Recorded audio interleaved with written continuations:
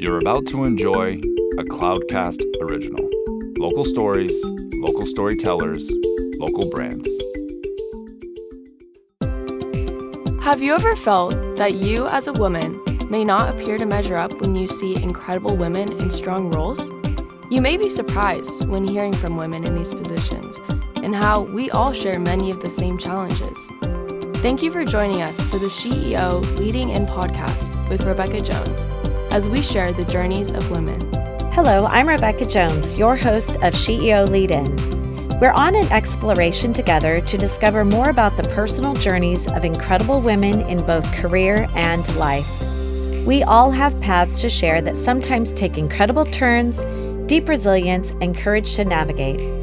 My hopes are that the challenges shared here encourage women to take leaps of faith and growth when a journey feels too difficult or unachievable. There is great strength deep within each one of us. These stories are meant to share the ways strong women have taken their dreams to strive and thrive to new heights, despite their sometimes rocky paths, and found a way to lead in. Today, we are here with Shawna Christiansen, a co-founder of RetirementDNA. How are you today? I'm doing great, Rebecca. How are you? I'm wonderful. So glad that you could join us today. And, we want to talk a little bit about your career. We want to talk about how you got there, but we also want to talk to you about Shawna the person and, the non-career sort of woman. And so I'm wondering, do you have a fun childhood story that you'd like to share with us that kind of really captures who you are? Let me see. Childhood was a little bit rocky. My sister and I were put in boarding school and kind of abandoned when we were kids. So I think I certainly learned a lot, and it was quite interesting. Some of it maybe not so fun. The learning experience was fun and great, and the appreciation that I got from my sister, who was essentially my mom at such a young age, has created a connection between us that could never be broken. So lots of good experiences from that. I did learn just in general, being tough and kind of, anything that life throws at you, you can overcome it and deal with it. So not a particularly incredibly fun story, but very life fulfilling and learning. You know what I tell people a lot? I think it doesn't really matter if it's a good experience or a bad experience. We learn something in every bit of our life, right? Yeah. And I think some of it actually, I think everyone can point back to their childhood and they say, in my parenting or in my career, I learned some things from my parents that I definitely did not want to replicate. And so you've done the opposite. I think that is something really important for all of our listeners to know and understand, because we all have things we look back and we go, gosh, darn it, that is not a good thing. But guess what? If you learn something from it, it's also an experience that helps you in your journey of life, right? Absolutely.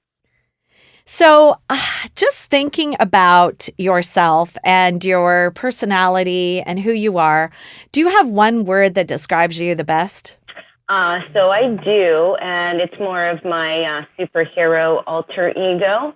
And it wasn't given to be by myself. Some of my coworkers gave it to me. But when they said it, it was like, why didn't I think of that? That is 100% me, and that is the Hulk. The Hulk. The Hulk. where he flexes his muscles and all of his clothes bust off. So I'm Bruce Banner. I'm very detailed. I am like, I'll get to a solution in a very calm and nice way.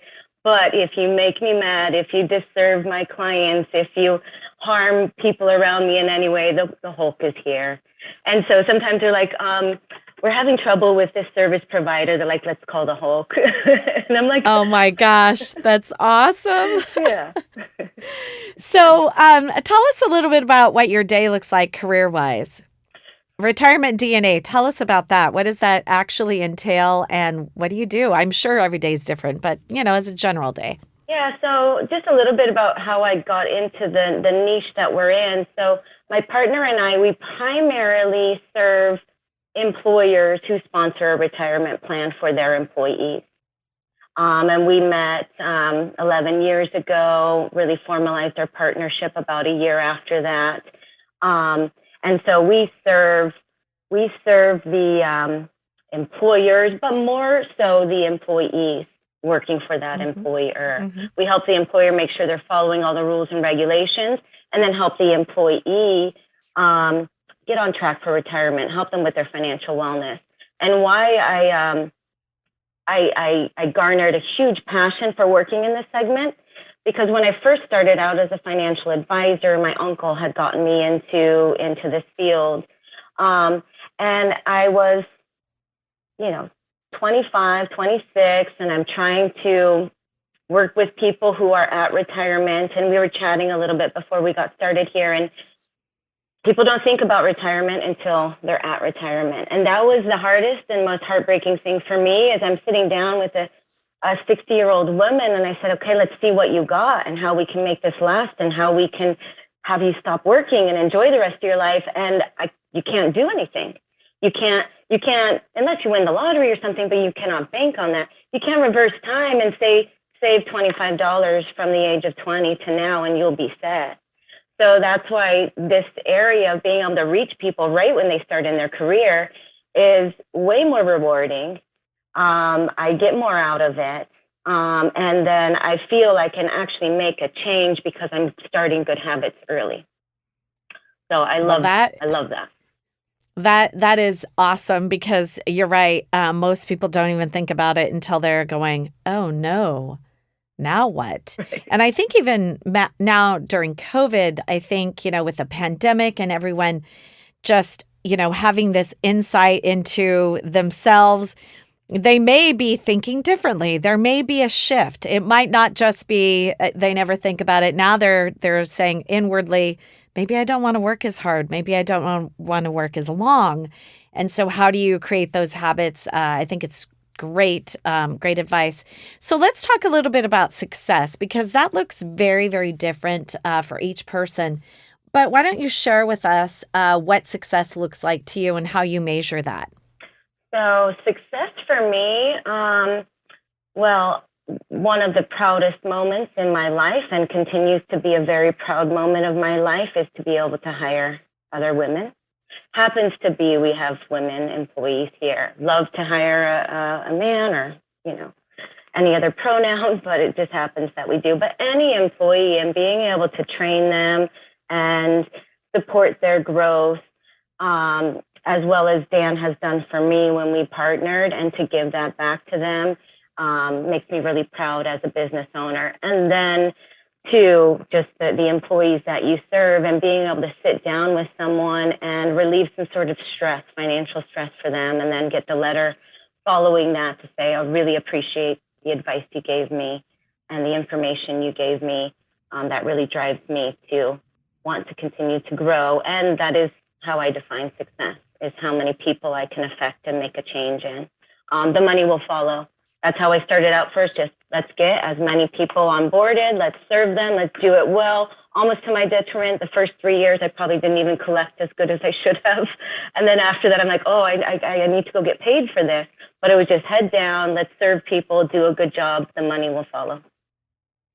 Well, and I think that's what a lot of people don't really understand. There's a lot of hard work that goes on the beginning, the onset of everything, and then other things start to end up happening, but it's not instantaneous. Mm-mm. And I think with our society of the instant gratification, that's probably a tough thing for a lot of people to understand. And that's why I think more people don't really go out and start their own business and all of that, because they want instant gratification. Yeah. No, you're not going to get paid for a while. It doesn't happen like that. Yeah, Amazon makes us want that instant gratification all the time, and other things too. But yeah, right. People are even excited when they see Amazon coming down toward their house. If they're leaving or they're coming to their house, and they are like, "Oh, what's Amazon bringing to me today?" Oh gosh, it's 100% true. So with success also comes failure. So why don't you share with us if you have a small example of some sort of failure that helped you grow and really set you on the path even more ingrained in, you knew that you were doing the right thing? Yeah, so probably from a professional standpoint, the first client I ever lost, truly lost to a failure. And it was, not paying real close attention to the testing constraints and rules of this. And there's lots of different rules that go into it. And there were other parties involved here. So, I tend to put a lot of the blame on me. There are other parties that were engaged in this, but it was pretty devastating. There were some people who got affected by it. It was mostly the executives of this company got affected by a testing failure. And while that was I felt hurt by what had happened, and I felt, it was very uncomfortable for me. I think that pain that I felt then sticks with me today. So when working with people and providing solutions and things like that, it's not only a knowledge that I gained from the experience, but there's a physiology to it. I feel the pain that I felt then. So I'm like, oh, let's not, let's avoid that. Well, I think too, though, it pushes you to not do it again in a good way, because, if you're doing the same thing over and over and you're expecting a different result, then you haven't learned anything, right? Exactly. So let's talk about balance. I think and I don't know if you're a mom or you're not, but I think as a woman and as even moms, not necessarily moms, but, just women, we have a knack for balancing things, but it doesn't always look the same. So I feel like so many times I can look back and go, gosh, I really failed at that because I had no balance. And, there are moments, I think it's very cyclical. Sometimes you're balancing things well or not. But how do you personally balance work and life? Do you feel the same way that sometimes it's a fail and sometimes it's a you're doing great, you're crushing it. How does that look for you? So my work-life balance or balance in life is matured a lot. When you're first starting a company, as you know, sure. I did not have a great work-life balance. It was the first 3 years was just, go home, do your reports, no employees, you're doing everything. But I think I did want the balance, and that's what made me work so hard those first couple years with the thought in mind of my future self now today, where I can have balance. You can train people, you can have people help support you and make sure they experience the right work balance as well. And I think it's having a good balance in life is having good people in your life, people at work. So my business partner, we're both very appreciative of each other's personal lives and time. And so respecting that and giving that to one another, you'll get it back yourself. I think that's probably the biggest way, is making sure others have you respect their time and their balance, and then it'll also be respected in your life and you'll be able to take advantage of that. Sure. That's a great advice. So as a female leader, what do you think some of the most significant barriers are in your career? Well, and so I'm in finance as well. That was hugely male dominated. It's, kind of changing that diversification's changing a bit. So being a woman was a challenge. When I first started out, I thought it was a challenge because I had no gray hair. So interesting. I need to get that experience about how do people, when they're looking for a financial advisor, they want the guy who's had 20 years of experience here, and so that was certainly a challenge. I've overcome those challenges by certain rewards and recognitions that I've gotten in my field, rising above. When you're serving your clients, really bringing that knowledge and support to them and taking it to heart. Some people, there's a little bit of a stigma sometimes in the financial world where, oh, you hired your golfing buddy to be your financial planner, or it's the person who you do this, your buddy. So I'm like, let me take the buddy, so I'll get past the buddy issue and just show the value through solving problems for them and being there through the problem solving part. So it takes a little bit more time to overcome it, but you can through showing initiative and knowledge and helpfulness. So resistance, it sounds like maybe sometimes you've experienced resistance in clients, but what about coworkers when you're leading them? Have you seen any resistance in that as well? Yeah, for sure. Sometimes, and I guess going back to my kind of Hulk personality, a lot of times I think I know exactly what the right way is to do things, and it's kind of my way. And I'm like, this is the best way, and we can't deviate. And I've grown from that a lot. So when someone does kind of push back, I used to just get rigid, and I don't want to change. My way is the best way. We're going to do it. But through experience, being okay, let me just sit down and open up and let someone else have a voice here and try other things.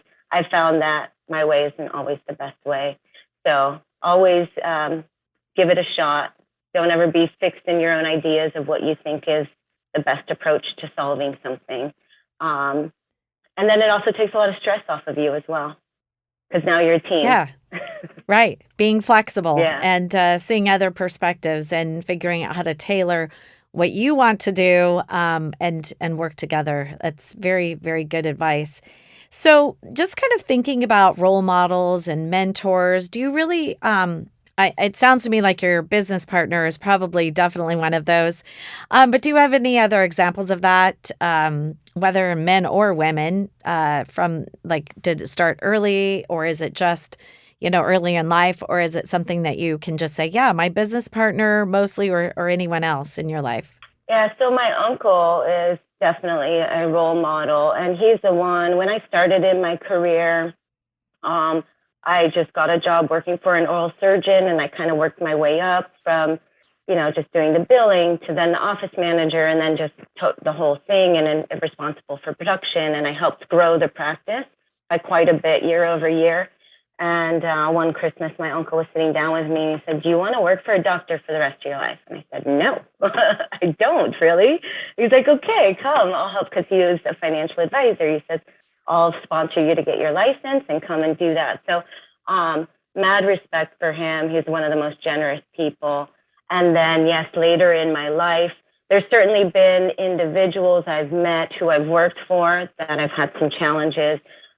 Even this kind of in finance, women being a minority in this space, that did create some challenges that I overcame. And there were some emotional moments going through those, very emotional. But then, my second hero after that is Dan. And these are men who are awesome in your life.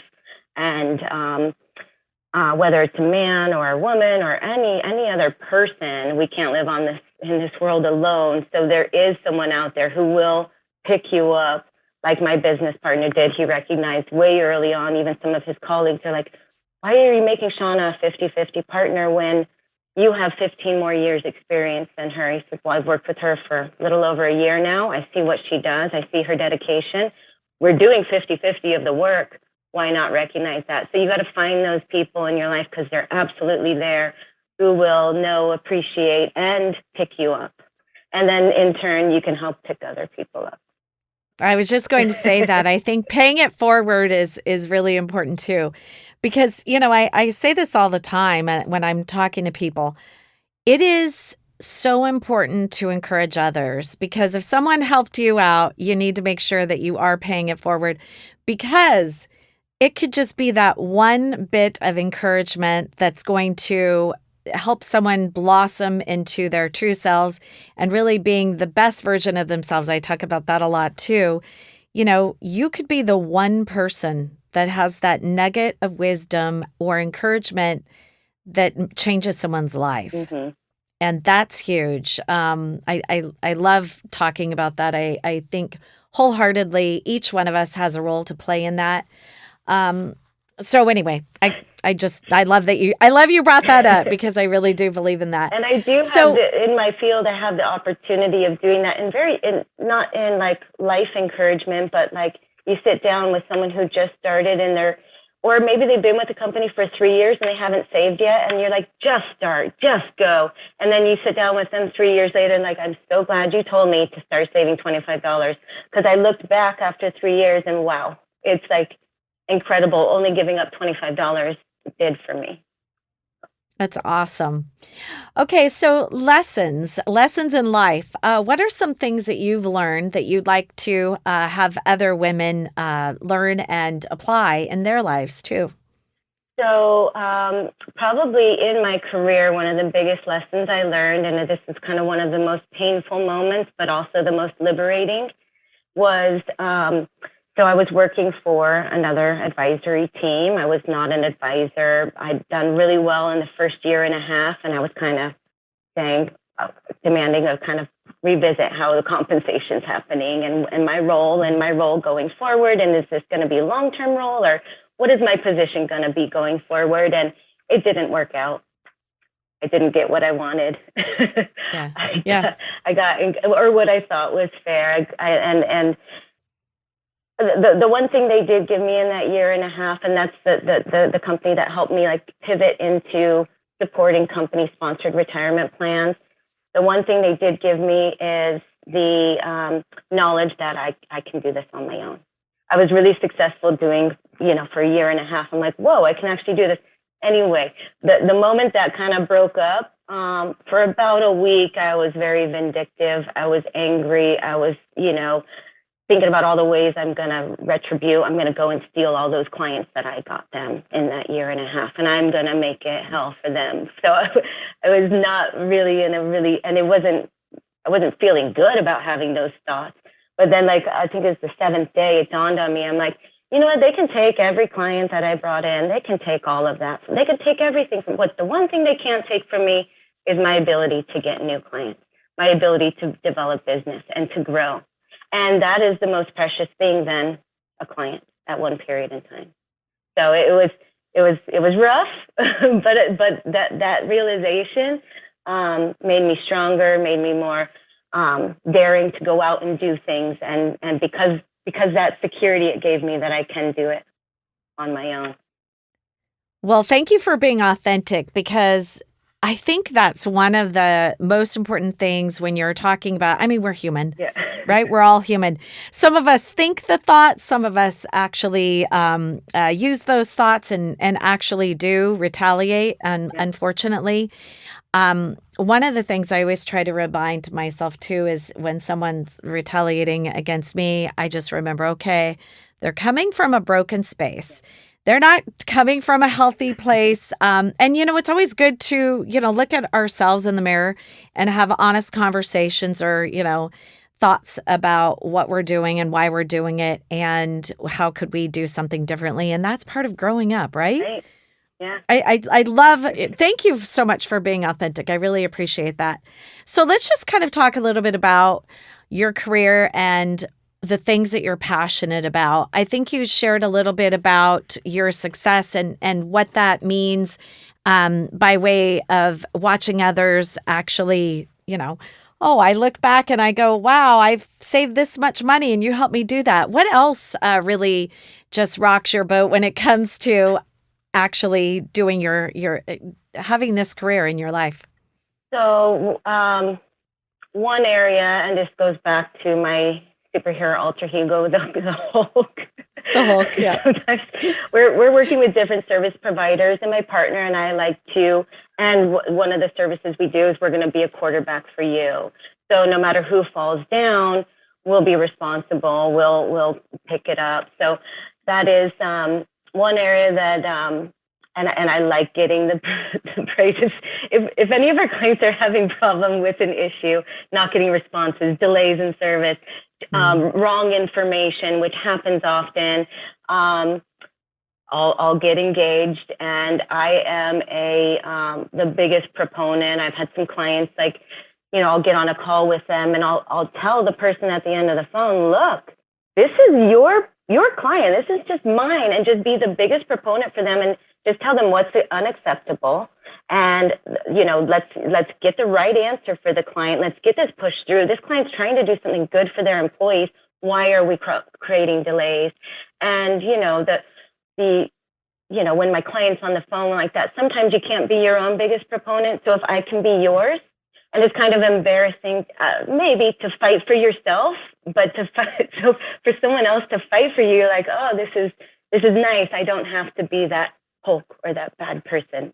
And so that I am kind of the person on the team that if something's sticky or things aren't going right, they'll put me on it. I'll turn green and let's get stuff done. Well, Shawna, I just see that as being an advocate. And, really in every aspect of our lives, someone needs an advocate. Yeah. And a lot of people are quite shy. But again, back to, helping people become their greatest and best version of themselves. They just maybe need someone saying, hey, guess what? I'm here to fight for you today so you can fight for yourself tomorrow. Exactly. Right? Yeah. I mean, you never know how that's going to end up actually working out. So I think, really, really great insight. I really do agree with that. So let's talk about advice. Okay. You're going to walk into a room. We're going to throw you up on a stage. You're going to walk into a room of all these young women that are looking up to you and trying to find a piece of a nugget of wisdom to help them in their becoming leaders. What would be the advice that you would give a group full of women that really need some advice as far as becoming a leader in anything that they do in their career? I think trying multiple times and not giving up. And if you're in a situation or a scenario that doesn't fit for you, like I had been, yeah, it was hurtful that things didn't go my way. Essentially, it said, we don't recognize what you're saying you're worth. And that's very painful to me. And I could have just been like, oh, okay, well, I'm stuck in this job. I don't know where to go. It's okay. You running into those scenarios is, for me, it was a blessing in disguise. And taking that and going, okay, well, these people may not be the ones in my life who are going to be there to encourage and pick me up. But you know what? There are a lot of people out there who will be that person. So pivot away from that. Just turn your dial somewhere else, and you will find the right people in your life to pick you up, to encourage you, to give you the tools that you need. So don't ever be scared of being stuck in one spot, because if it's not there, it's going to be somewhere else. So go and look for that other thing or that other person or that other opportunity. Well, that's actually kind of leads to me what I was thinking as you were talking, and that is, try things. Yeah. It's okay to try things. It's okay to fail at things. I mean, every single one of us does it. And, I think there's a perception a lot of times when people look at others that they deem to be successful, they think, oh, they don't know my struggles. They don't know that I'm scared to do that. Well, heck yes, we're all scared, right? I mean, there's so many things where we go, well, I don't really want to do that. And, I do a lot of public speaking, just so you know. I was terrified. I was almost paralyzed. Yeah. When I would think about speaking to a group full of people, I would have a physical reaction where I would be terrified. I'd be sweating. I would think, oh my gosh, I can't do it. There's no way. But you know what? The more I tried it, the more I actually did it, the easier it became. Yeah. And you might find something that you're passionate about. That's one thing that I always tell young people. Try things. You never know what it's going to be that you might actually go, gosh, I kind of feel like maybe I could feel comfortable at that at some point in time. So anyway, just kind of thinking about what's going on in your life, all of the things that you've done, that you are doing. What's next in your journey, Shawna? Tell us. So I am 41, and I've certainly had a couple relationships that didn't work out, obviously. I was very patient through all of those. If it didn't work, like I said, pivot.